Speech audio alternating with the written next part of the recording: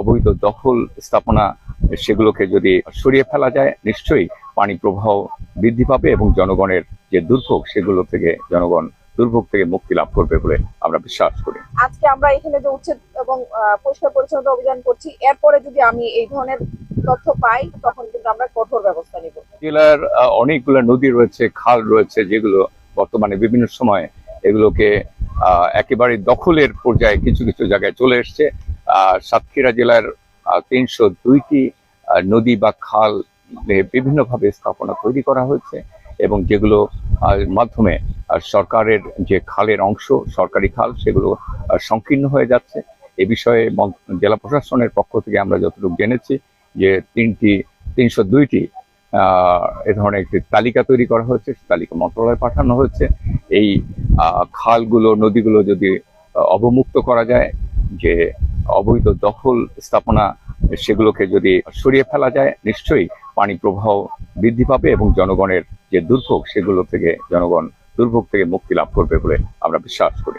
সাতক্ষীরাতে একটা প্রধান সমস্যা হলো জলবদ্ধতা।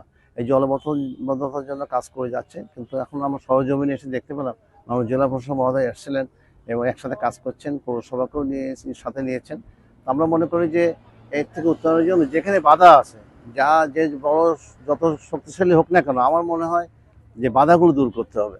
তো এই যে শুরুর থেকে আমরা দেখলাম যে পৌরসভার যে পানিটা নেমে আসছে দক্ষিণ পশ্চিম পাশে, এটা এই যে খাল দিয়ে আসছে ছোটভাবে, অনেক ছোট হয়ে গেছে, চিকন হয়ে গেছে, কোথাও কোথাও নেট পাটা দিয়ে রাখছে।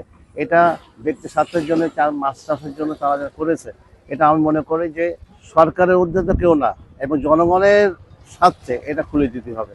আমাদের পরিষ্কার পরিচ্ছন্নতা অভিযান চলছে, এটা কিন্তু শুধু একদিন দুই দিনের বিষয় না, এটা আমাদের জীবন চর্চার সাথে এটাকে নিয়ে নিতে হবে। এই যে কতিপয় ঘের মালিকের কথা আসছে যে তারা চিংড়ি চাষের জন্য ঘেরের যে রাস্তাগুলো ওপেন করে দেওয়ার কথা, আমাদের যে ড্রেনেজ গুলোর মুখগুলো ওপেন রাখার কথা, খালের মুখগুলো ওপেন রাখার কথা, এগুলো আপনারা করে দিবেন। আজকে আমরা এখানে যে উচ্ছেদ এবং পরিষ্কার পরিচ্ছন্নতা অভিযান করছি, এরপরে যদি আমি এই ধরনের তথ্য পাই বা আমার প্রশাসনের কোথাও থেকে পাওয়া হয় তখন কিন্তু আমরা কঠোর ব্যবস্থা নিব এবং আইনানুগ ভাবে যা করা প্রয়োজন সেইভাবেই করা হবে।